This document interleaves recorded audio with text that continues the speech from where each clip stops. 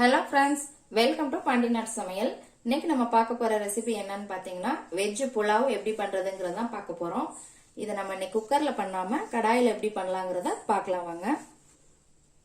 இப்போ நான் ஒரு கடாய் வச்சிருக்கிறேங்க. இதுல கொஞ்சம் எண்ணெய் விட்டுக்கலாம். எண்ணெய் சூடாகட்டும். தாளிக்கிறதுக்குன்னு பாத்தீங்கன்னா 2 துண்டு பட்டை, இது வந்து கல்பாசி, இது ஃப்ளேவர் நல்லா கொடுக்குங்க புலாவுக்கு, இது கண்டிப்பாக போடுங்க. 2 ஏலக்காய், 1/2 ஸ்பூன் சீரகம், 4 கிராம்பு, 1 அன்னாச்சி பூ, 2 பிரிஞ்சி இலை. இப்போ நம்ம இதை எல்லாத்தையும் போட்டுக்கலாம்.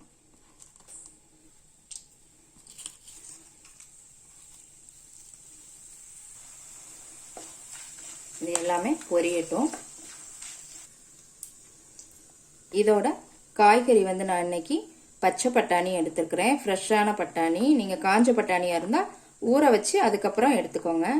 காலிஃப்ளவர், பீன்ஸ், கேரட்டு, இது வந்து குடமிளகாய், 6 பச்சை மிளகாய். இப்போ இதெல்லாம் நம்ம ஒன்றா சேர்த்து வதக்க ஆரம்பிச்சிடலாம். வெங்காயம் வந்து 1 வெங்காயம், பெரிய வெங்காயம் நீளவாக்கில் கட் பண்ணிக்கோங்க. இப்போ எல்லாம் நல்லா பொரிஞ்சிருச்சு. நம்ம வெங்காயத்தை சேர்த்துக்கலாம். இதை நல்லா வதக்கிக்கோங்க.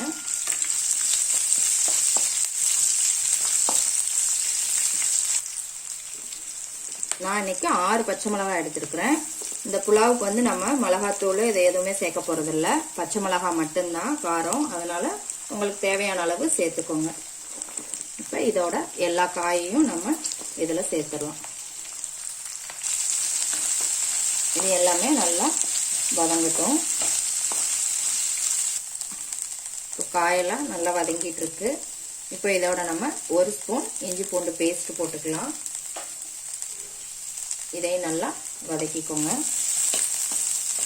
காய் வந்து நீங்க இன்னும் ஜாஸ்தி வேணும்னாலும் சேர்த்துக்கலாம். காயெல்லாம் நல்லா வதங்கிருச்சுங்க. இப்போ வந்து நான் பாஸ்மதி ரைஸ் எடுத்துருக்கிறேன் இன்னைக்கு இந்த புலாவ் பண்றதுக்கு. இந்த கிண்ணத்துக்கு தான் நான் அளவு எடுத்துருக்கிறேன். 1 கப் போட்டிருக்கிறேன் அரிசி. இதை வந்து நான் 1/2 மணி நேரம் ஊற வச்சு வடிகட்டி எடுத்து வச்சிருக்கிறேன். இப்போ இந்த அரிசி அதில் மிக்ஸ் பண்ணிடலாம்.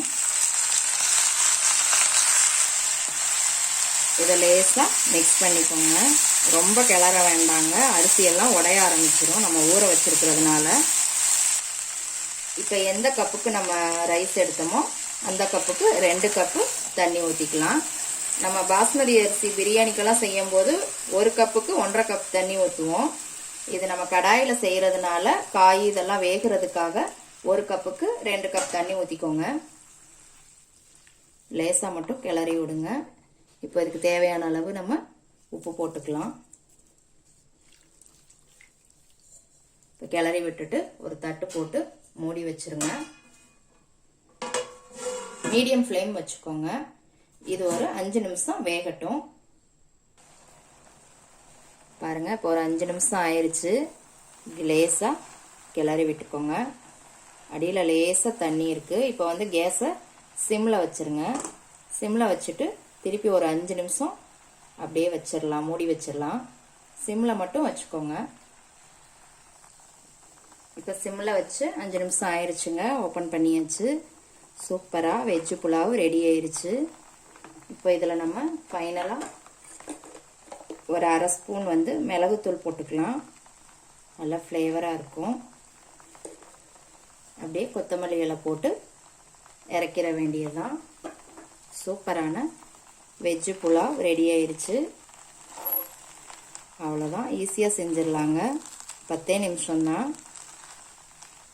எப்படி இருக்குன்னு செஞ்சு பார்த்துட்டு கமெண்ட்ல போடுங்க. லைக் பண்ணுங்க, ஷேர் பண்ணுங்க, சப்ஸ்கிரைப் பண்ணுங்க. கூடவே பெல் ஐக்கான் பட்டனையும் அமுக்குங்க. அப்பதான் நான் போடுற வீடியோஸ் எல்லாம் உங்களுக்கு நோட்டிபிகேஷன்ல வரும்.